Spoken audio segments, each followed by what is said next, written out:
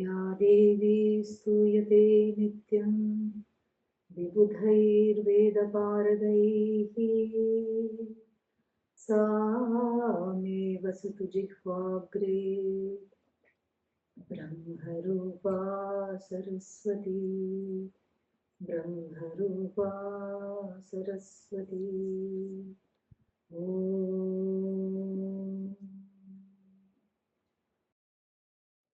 न च प्राणसंज्ञो न च प्राणसंज्ञो न वै पञ्चवायुः न वै पञ्चवायुः न वा सप्तधातुर् न वा सप्तधातुः न वा पञ्चकोशः न वा पञ्चकोशः न वा पाणिपादम् न वा पाणिपादम् न चोपस्थपायु न चोपस्थपायुः. Yeah, that you must be long. Yeah, mistake there. Yeah. चिदानन्दरूपः शिवोऽहं शिवोऽहं चिदानन्दरूपः शिवोऽहं शिवोऽहम्. The two orders of reality hopefully are becoming a little clearer as we travel through these verses. The one that is absolute, which is invariable. And the invariable nature of this reality is at once experienced by me when I answer the question, "Are you here?" Very clear. You don't have to go anywhere. Where is this invariable? You can't look for it. There is nothing to look for, because the invariable is that which you don't have to look for. In fact, it is you. It is the self-effulgent you, which is obtained immediately in the form of this consciousness, in this form of this awareness. Everything else is dispensable. The mind is eminently dispensable, as we saw in the last one. The mind, what else? The buddhi, the intellect, the ahankara, the emotions, all these are just a value added adornment on that which is free, full, limitless, and invariable, which is the meaning of the word I. And then everything else is variable, and the variable and the invariable, in the beginning we make a separation so that we don't get mixed up. One is always identifying with a variable and coming to grief. So therefore first we separate, and then when we look at it deeper, we see that the variable is just an as though projection of the invariable. The variable is non-separate from the invariable. The variable we can call it effect, and the invariable is the causeless cause from this particular standpoint of the manifest universe. So with this small introduction, let us delve into the second verse. Na cha prana sanyah. Sanya means that which is known as what? Prana. Here meaning respiration. Like I said last night, sitting here in a well aerated room, no problem for breathing, no breathing issues. We can just nicely say what? I am not the breath. In fact, that itself requires breath to say that, okay? So, I am not the breath, it is very easy to say. But think of putting a clothespin on the nose and another one on the mouth, and even thinking, I am not this breath. Not so easy. Not so easy. And it's also not so easy to think I am not my respiration if one is in a claustrophobic situation. Going in a lift, what is that called? Elevator. And somewhere it gets stuck. And then full of people, and so there is, even though there may not be shortage of air, there is feeling that, oh my god, I can't breathe. And so therefore this has to be looked at deeply, and we have to understand the spirit of it, because there is a conviction that that I am dependent on the breath. It's very clear. If I If I hold hold my breath, I turn purple. So therefore, I must be dependent on the breath. If there is no breath, that means what? I am no longer alive. This is the common understanding. No breath, no life. And in the ancient times, to decide whether the breath was moving or prana was alive, they would put a small mirror under the nose of a comatose person or a person who was not responding to external, calls and stimuli. And if there was condensation on the mirror, oh, okay, the prana is active. But this is this is easier said than done, because the feeling is that of a complete dependence on prana. But really speaking, we have to ask a deeper question. Am I dependent on the prana? Is the I dependent on the prana, or is the body dependent on respiration? What keeps the body alive? The body means the body mind sense complex alive, clearly is the prana. The I of which we speak is the one because of whom prana exists, because of whom prana moves, because of whose presence the prana behaves in the ways that it should. This is what it is. The prana is very, very important, extremely important. If the prana goes away, then very difficult. Other things go away. If the eyes go away for some time, no problem. And if what is that? If the ears go away, one cannot hear. Still, one can exist. But if the prana goes away, very difficult. So the orientation here is to think that I am dependent on the respiration, and that's why prana is not something that is in my hands at all. Thank God, because then I'll never be able to sleep. I have to choose between either breathing or sleeping. If the prana was in my hands, I'll never be able to sleep, and then I have to choose. Am I going to be breathing? Am I going to be sleeping? Because if I'm going to sleep, then I'll forget to breathe, and then I will not be alive. So, therefore, here the I has to be firmly placed in that which is invariable. Is prana variable or not? Yes. Respiration is variable. It's never the same. When one is sleeping, the rate of respiration is a little further apart. It has slowed down. When one is running or hyperventilating, then the respiration is sped up. When one is anxious, the respiration speeds up. And so, therefore, the respiration is what we call variable. And that which is variable is part of the dependent reality. It's not an independent, self standing reality like the I, which does not depend on anything else to be cognized. It is, in fact, the cognizer. And so, therefore, what we have to understand here is extremely important, that the I does not depend, the I of which we speak does not depend on the prana. What does the I depend on? Nothing.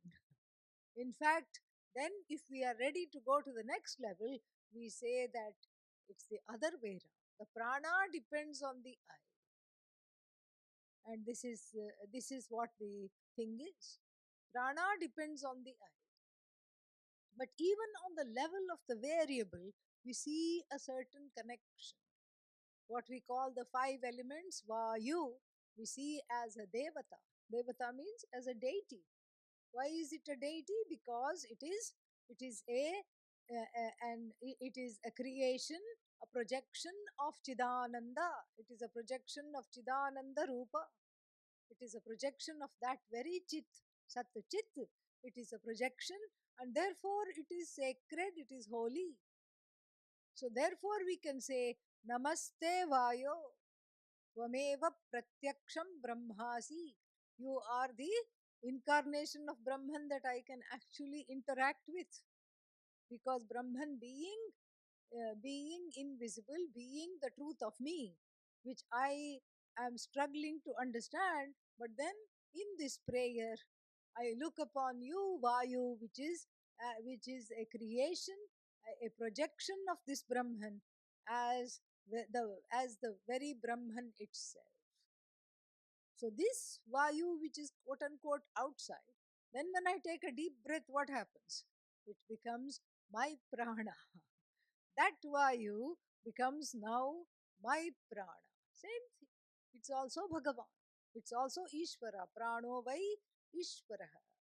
And so therefore, the practice of various kinds of pranayama will make this point clear. Ayama means a certain kind of a discipline, an exercise. And so the exercise with regard to prana, what does it make clear? It makes clear the difference between the variable and the invariable. I can discipline the prana. I can decide how long I am going to do kumbhaka, how long I am going to do rechaka, how long am I going to hold the breath. The in breath, after the in breath, how long can I hold? How long can I do after the out breath? And so the prana, one strengthens the prana. Why one strengthens the prana, we will see very quickly. But for now, this much is enough. I am not dependent upon the prana. In fact, the prana is dependent upon me. And then navai panchavayuhu. Panchavayuhu means prana in general. So when we just say prana, it means respiration. But when we say panchavayu or panchaprana, then prana becomes one of them. And then there are certain other physiological functions which we see it in the form of what is in English translated as the life forces, 5 life forces or vital airs. And so what do we have? Prana, then respiration, apana, elimination, and then samana, digestion, and then vyana, circulatory function, and then finally we have a strange function of the vayu called udana. Udgirna karana vayuhu. Udgirna means that which ejects. Yeah, that which ejects. So this is called udana. This udana is the one that is in charge of the lifespan. Lifespan, it's in the charge of. Oh, so it counts how old I am? Yes. Oh, so every birthday it is watching out? No, much quicker than that. Every breath you take, it is counting. We have some kind of a counter when we do 100,000 japas and everything like that. There is a counter. And for some reason, in our ashrams, it is always given to one Swami to count. Maybe they think we don't cheat. So maybe that's why it is given to the Swami's hand. So after everybody chants one Mula Mantra, one round, I'm supposed to go click, click, click like this, and I have to see the number and then stop at 100,000 or whatever it is. This is the internal Udana Vayu, it's a counter. Each time you breathe, it goes click. Oh, but I didn't hear any click. Yeah, it's very severe, very soundless. It goes click, click. That's why never hyperventilate, because you don't come with the allotted number of years as we think. You come here with an allotted number. We come here with an allotted number of breaths. It's a finite number. And so that's why you find that animals that are short lived, they breathe much faster, dogs, cats, etc. So the yogis thought, you know what, we can outwit this. No problem. We'll breathe every other day. We'll train ourselves to breathe thrice a week. No problem. We will train the prana to breathe thrice a week, and then we will outwit Lord Yama. Yes, Lord Yama is he outwitted? Not at all. He just goes to Starbucks. As soon as you start doing pranayama, he says, "Okay, abhi time hai. Now there is time. No problem. I'll just have a little mocha. That's all. Yeah, that's all. I'll just wait there because this person is not going to die anytime quick. So for me, it's just a coffee break. That's all it is. While you pursue moksha, Lord Yama pursues moksha. That's all the difference. That's all it is. Yeah. You can't outwit Lord Yama. You can't outwit Udana Vayu. And then, so when the last breath is reached, whether it is now or 10 years from now, because you have breathed 3 times a week and you have trained yourself to do that, even if it's 10 years from now, what does Udana Vayu say? Udana Vayu says to all the other functions in the body, all the other Vayus, let's pack up, boys, let's get out of here. Oh, we don't know how. Leave it to me. Follow me. It presses the last count and the eject button, and the prana departs from the body. So, this is what is Panchavayu. So, this is the Panchavayu. Nava Sapta Dhatu. Dhatu means many things. In fact, even the humors, are they called humors? Vata, Pitta, Kapha, the Ayurvedic, yeah, humors, dosha. Even the doshas are called dhatus sometimes. But here, Sapta Dhatu is there. It is the 7 kinds of building materials which are there in the body: bones, marrow, blood, and then what else? Flesh, that is 4. I always have trouble with the last 3. What else there are? So, endocrine fluids, all the kinds of fluids, the 5, 2 more, look it up, doesn't matter. So, these are the various kinds of, you get the idea. This is what is the building block of the body mind complex. So these are the yeah, reproductive materials. That's also there. Shukra, reproductive materials. Sorry, faith, fat. Yes, thank you. Yes, fat. Yes, of course. And of course, we forget that because we don't want that. Yeah. So thank you very much, Swamiji. Yes. So this is the 7 kinds of reproductive, 7 kinds of materials which are the building blocks of the what constitutes this body. So of course it's very easy to say I am not the fat. Yes, yeah. Name fat, we can easily say that. I'm not the fat. Of course not. But what about all the other things? You can't say I'm not the bones. You can't say I'm not. It's very difficult to do that because everything we see is me. Everything is me.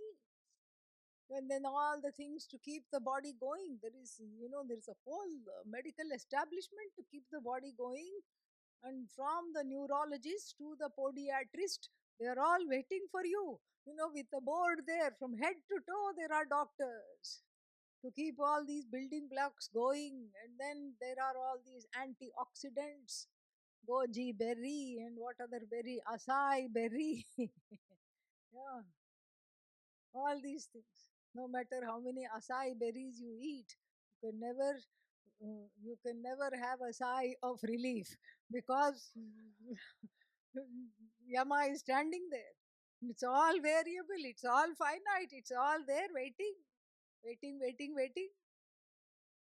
So it's just a matter of buying time. That's all which we are doing when you identify with these things. So in India, I have not heard of him in a long time, but about 20 years ago, there was one Swami who had some drastic methods of teaching. And so what he would do is he would bring a skeleton, not a real one, of course, but one of these models which you have in the medical colleges, etc. He would bring a skeleton. He would roll it into his lecture, and maybe he has visited here also. I do not know. So he would just roll it into the lecture, and then he would say, say hello to yourself. And they were, nobody would like to do that. Nobody would like to do that because it is grinning badly and it looks just like a heap of bones, and then it is not very nice looking. And then he would just say, please say hello to that. This is your future. This is you.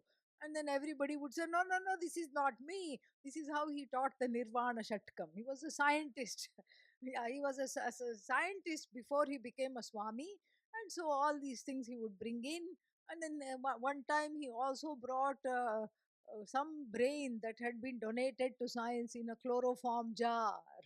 And then he would say, look at the buddhi of such and such a person. And immediately you want to go, no, no, no, no, no, this is not me. But he had drastic but very effective methods for to deny to negate the variable, sorry. And so then this is the Saptadhatu. And then we have this Panchakosha.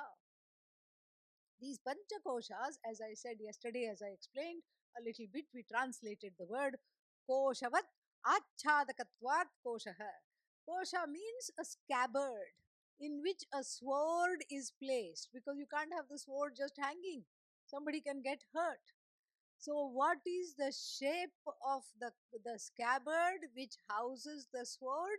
It looks exactly like the sword, correct? It's got the same shape as the sword. It's a little bigger, that's all. It houses the sword. So, this is what is called kosha. Achadakatvat means which as though covers.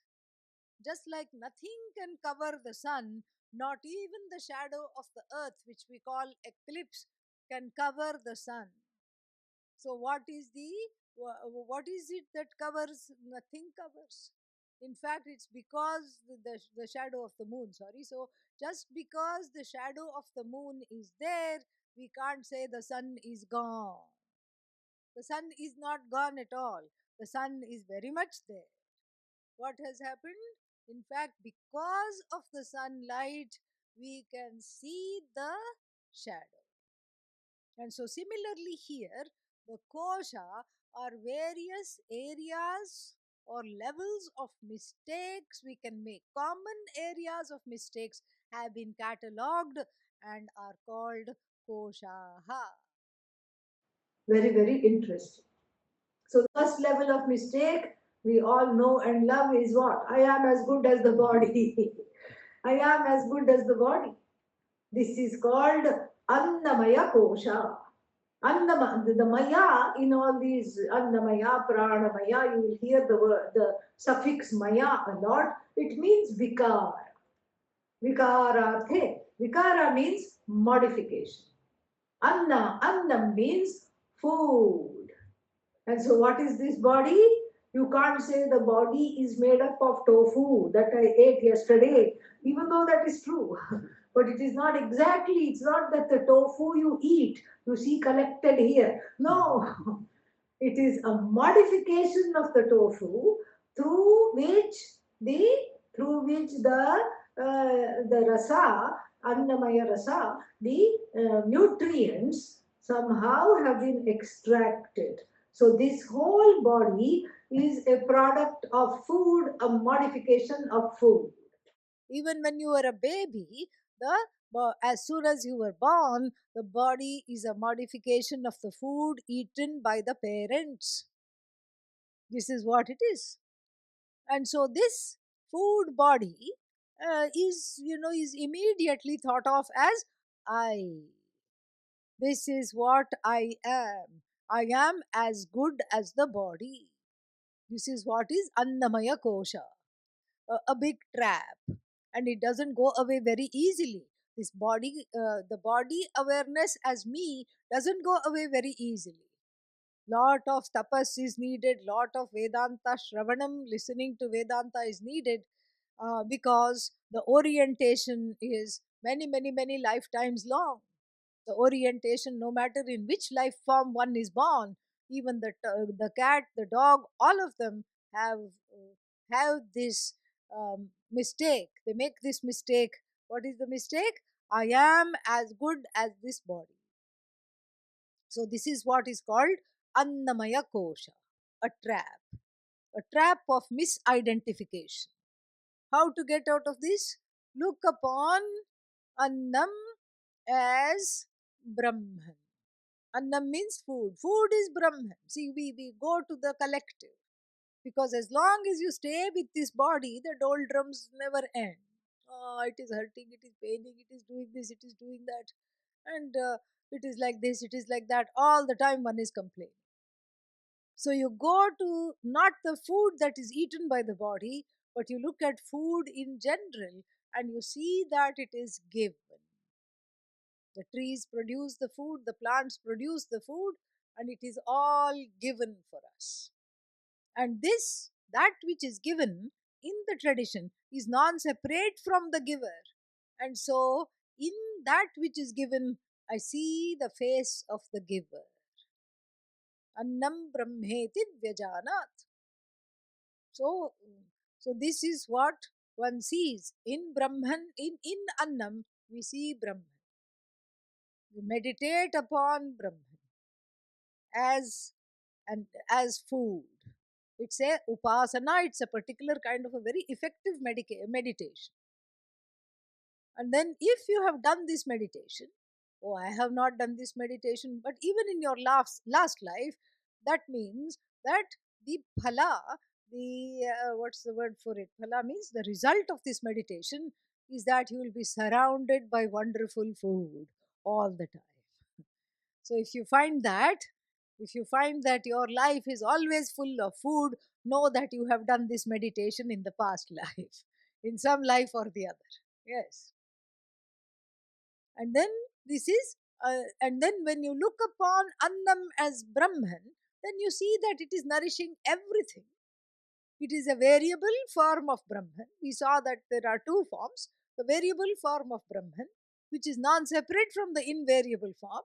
So I can see Annam as worshipful, and then I do not any longer think of Annam as connected to this body, or I am as good as this body. Very ingenious method of transcending this particular kosha. Then the next one we have already discussed in a certain way, Pranamaya kosha. This is a vikara of the prana, Vayu vikara. Pranamaya kosha is more subtle than the Annamaya kosha. Food is, of course, much more gross than the prana, which is much more subtle. And that which is subtle pervades that which is gross, always. So then, like for example, we can see this in a cube of ice. How much space does it occupy? And then when it melts, what does it do? It's more pervasive. And then when it converts into water vapor, it's much more pervasive. That which is subtle pervades that which is gross, is more pervasive. So prana is more pervasive. So then as soon as I say, I am as good as this body, then the Upanishad leads us to see, no, you're not the body. What are you now? You are prana. Oh, okay. Why not straight away say you are Brahman? Because that person is not ready for that. It is a particular kind of a maxim called Shakha Chandra Nyaya or Arundhati Darshana Nyaya. Both are same. So Shakha Chandra Nyaya is like showing the crescent moon to a small child, a 2-year-old baby, 1-year-old baby. The mother is holding the baby, and if the crescent moon is very light, it cannot see it. So what does the mother do for this toddler? The mother holds the baby in her hand and first points out something gross. Do you see the tree? Yes, tree. Okay, do you see the branch below? The mother positions herself so that the moon is seen between two branches. Do you see this branch? Yes. Is that the moon? No, that's not the moon. Do you see the top branch? The child says, yes. Is that the moon? No. Now look in between. Ah, yes, I can see the moon.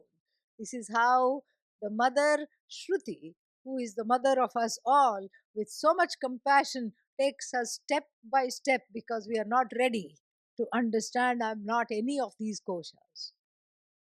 So this is Brahman. Yes, this is Brahman, but this is, Brahman is not Annamaya. What is then Brahman? Next one, Pranamaya. But then this prana also is vikara, is also modified, is also variable. And then after that, we go to something more subtle than the prana, that which can manage the prana and discipline the prana, which is what? Manomaya. This is Manomaya. And so here also we find that this, the vikara of the mind, which is one more layer of making mistakes. I'm as good as the mind, I'm as good as my thoughts. That's why I should not have bad thoughts, I should have only good thoughts, all these things. And then we find again through this analysis, again we elevate the prana to the level of Bhagavan, Prano Vai Ishvaraha. We saw that. And then from there, we understand that we see that it is a form of prayer and meditation to the collective prana. And then I redeem myself from this identification. I am as good as the prana. Same thing is done in the level of the Manomaya Kosha. The Manomaya is also again not Atma. Why? Because it is variable, because it is cognizable. It is a product of this cognition. So then I look at the collective mind, and there is an upasana on the mind, and the limitations of the mind are pointed out. The limitations of the mind are pointed out, and then again we look at the next kosha, which is even more pervasive than the mind, which is Vijnanamaya kosha. Very, very subtle. What does it say? I am as good as what I do. It is the hidden or not so hidden sometimes doership. This is the doership, and meaning I am the agent of action. I am nothing but the agent of action. This is what is a mistake that one does. As soon as I say, I did this, immediately guilt comes in. Why? I wish I had done better. Why did I leave this out? Why didn't I do this better? And then, as soon as you understand this as oneself, doer is me, I am as good as the doer, sorrow sets in. Guilt always leads to sorrow. And so we have to see the doer is, of course, Brahman. Brahman is not the doer. Just like you go back, if you don't understand this, go back to the actor beggar story. Beggar is, of course, the actor. Actor is not the beggar. And the actor here is me. I am this actor. I'm playing the role, as it were, of the beggar. I am not the beggar. And so, in this manner, I transcend, so to speak, the mistake that I am as good as what I do. Then even Anandamaya is a kosha, because we are not talking of Chidananda here. We are talking of the Ananda in the everyday that is subject to ups and downs, and various gradations. So then there is what? There is chocolate cake. Where? Yeah. Brunch is hours away. Where is chocolate cake? Immediately the ears perk up, the eyes look for the chocolate cake. There is a certain change in the mind, a positive change. What is that? It is called moda, a certain kind of a level of delight. And then you see the chocolate cake, you're still unsure. Maybe it's for somebody else. No, it's for you. Have. Ah, the moda turns into, first it is Priya, the meaning just the thought of chocolate cake. Priya, this is really for you. You look at this chocolate cake. Moda, little more happiness. First is just to smile, then four teeth come out, and then an open smile. And then what happens? You say, thank you very much. This cake is for me. Fantastic. And then you wait for the other person to leave. Yeah, why? Because you don't want to share. Yeah, if they are there, you have to cut two pieces. No, this way you can have it all for yourself. So you say, okay, thank you very much, bye bye. And then all the 32 teeth come out, not only to smile but also to eat. Pramoda. So you see, this kind of an ananda is variable. It's not the invariable ananda which even supports this variable ananda. This is the variable ananda to which I catch on. And then what happens? Tomorrow, no chocolate cake. What is left is only an ache. The sea is silent. Okay. So therefore, what? So therefore, there is misery again. That's why it is Anandamaya Kosha. All these things are not me. Now, these are all just various roles of the body mind sense complex, variable roles through which I go through in the course of my life, and this is what I do. And so, therefore, what? So, therefore, none of this is me. Nava panchakosha. And finally, vak pani padam. Vak is what? Speech. Pani is hands. Padam, feet. Pada, feet. And then upastha, the organs of reproduction, reproductive organs, upastha, eliminatory organs, payu. These are what are called karmendriyani. Karmendriyani, the organs of action. How have they been crafted? Where do they come from? They come from the rajasic aspects of the five elements. The five elements are themselves having tamas, rajas, all these things. And so they come from the rajasic aspects of the five elements. That's why they move, they talk, they walk, all these things, they do things. They are active. That's why they are organs of action. These five are the organs of action, and again, they are variable because they are a product. They have a beginning and they have an end. They are objectifiable, they are variable, they are not the nature of the cognizer. In fact, they come under the rubric of this cognition. And so, therefore, what? None of them are me. None of them are me. Hand, not me. And then legs, not me. Very important to say this. Speech, not me. That is perhaps the hardest because we have a lot of premium and identification with regard to the speech. Speech also not me. It issues forth, it is there. Because you see, really, we can't say that we can't sort of say, oh, I speak many languages, I'm a polyglot. You can't say that really. Because speech again is a gift from Brahman. You see, there is something that governs speech, regardless of whatever be your mother tongue, whatever be anybody's mother tongue. The mouth is closed, you open the mouth and make a noise. What noise comes? Try it, don't feel shy. Open the mouth, make a noise. What noise comes? Ah, exactly. In any language, ah comes. Close the mouth, make a noise. What noise comes? See? That's all it is. It's universal. Language has a universal aspect to it, and that's why we are not in charge of speech. Speech is given, the ability to talk is given, the ability to not talk is also given. Maunam, try it, you will like it. So, very, very nice. It's wonderful. It's a wonderful sadhana because the speech, with the speech, when one identifies with the speech, then one can inflict hurt on others. And so, therefore, what to say is important.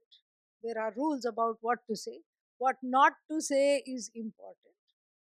When to say is important. When to not talk, when to keep silent is important. How to know when to keep silent? If you don't know when to keep silent, keep silent. Yeah. Nothing is lost. Very easy. We just complicate matters. Oh, sometimes I don't know what to say. Doesn't matter. Very good. Don't say anything. Yeah. Don't say anything at all. So Navak, Panipadam, this Panipada, the hands and legs also like to take a lot of credit. I did it, I did this. I did this with my own hands. So the people who are this I found out, this was something very interesting. So then I had a seatmate in the plane. These plane journeys are very educative. You meet so many people. And so it was a hot day in the summer, and she was wearing gloves, white gloves still here. And so I said, this is not my business. It is her hands, not my hand. Let her wear gloves. So I just kept quiet. She fell into a conversation with me, and she said, you are probably wondering why I'm wearing gloves. I said, do tell. And then she said, I am a hand model. And she proceeded to remove the gloves and show me that she had the best pair of hands in the whole world. It's not a single flaw, not a single wrinkle, not a single bone standing out, nothing, everything manicured. The mani was very well done and everything very nice. She's holding it, she's showing it to me. I'm sitting here, she's sitting there. So I said, pray tell, what does it mean to be a hand model? I have to look after the hands all the time. I should, well, there is a special solution to wash them, the soaps and all. I should not, this thing. I said, they will not allow me to use soaps. They will not allow me to do this. They will not allow me to do that. They will not allow me to play an instrument because then the calluses develop with sitar, veena, violin, all these things. They'll not allow me to do that. I said, who is this they? Then I found out her hands are insured. Okay. Yeah. Because if something happens to the hands, she will lose her livelihood. Yeah, she'll lose her livelihood. She said, therefore, I have insured my hands. And so, what does it mean to insure your hands? They give you a whole list of things you cannot do. The insuring, the insurers, the insurance company which is insuring the hands. Make sure that you never use your hands ever again. So then, in a way, she has understood this, that these hands are not mine. Somehow she has understood. Without studying Nirvana Shatkam, she has understood because she has no say over the hands. In the Bhagavad Gita, in the 11th chapter, Arjuna is told something very beautiful. He says, Nimittamatram bhava savyasachin. Sabyasachi is the name of Arjuna. Sabyasachi means the one who is ambidextrous. So Arjuna was one of those rare people who did not have a dominant hand. Most of us have one dominant hand and the other one is of no use, really. One hand does all the everything. But here, Arjuna could shoot off arrows with his left hand, with his right hand, with equal finesse, equal expertise. So such people are called Savyasachin. And so Arjuna is told in the 11th chapter, in the Vishwarupa Darshana, where Bhagavan shows his cosmic form, everything terrible is there, everything wonderful is there. And Arjuna is very, very frightened. He's just circling the Lord and says, oh, this is very scary. I wanted darshan, means I wanted a nice darshan of wonderful Bhagavan Krishna playing a few ragas on the flute and sporting a, what is this, a peacock feather and wearing yellow clothes and then just singing, dancing with the gopis. And then what have you shown me here? all Duryodhana and all the bad people are just being hoovered up, vacuumed by your fiery mouth. And they are trying to save themselves by hanging between your teeth as though you have never flossed in your life. Duryodhana is between two teeth, Dushasana is between two other teeth. I'm not making this up, it's all there. Okay, yeah. So I just embellished it a little bit, that's all. So then What to do now? So therefore, Arjuna is very frightened. He keeps circling the Lord. He says, "Oh, that time I thought you were my friend. Sorry. The other time, I just threw a little pebble at you. Sorry, sorry, sorry, sorry. Namaskar, namaskar, namaskar. How do I get out of this fear?" And he's told, "Nimitta matram bhava." You don't be the cause of action. Your wonderful, ambidextrous hands, they are not the cause. They are not the authors of action. They are just the instruments of my action. This is a very nice way to transcend this particular block here, thinking they are my hands. That's why, as soon as we wake up in the tradition, we look at the hands. It is a gift. May I do only dharmic and righteous things with my hands today. And when the feet touch the earth when I wake up, there is a silent prayer.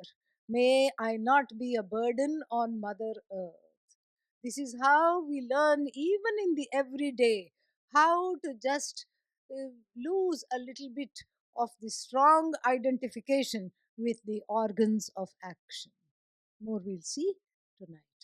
ॐ पूर्णमदः पूर्णमिदं पूर्णात् पूर्णमुदच्यते पूर्णस्य पूर्णमादाय पूर्णमेवावशिष्यते ॐ शान्तिः शान्तिः शान्तिः हरिः ॐ श्रीगुरुभ्यो नमः हरिः ॐ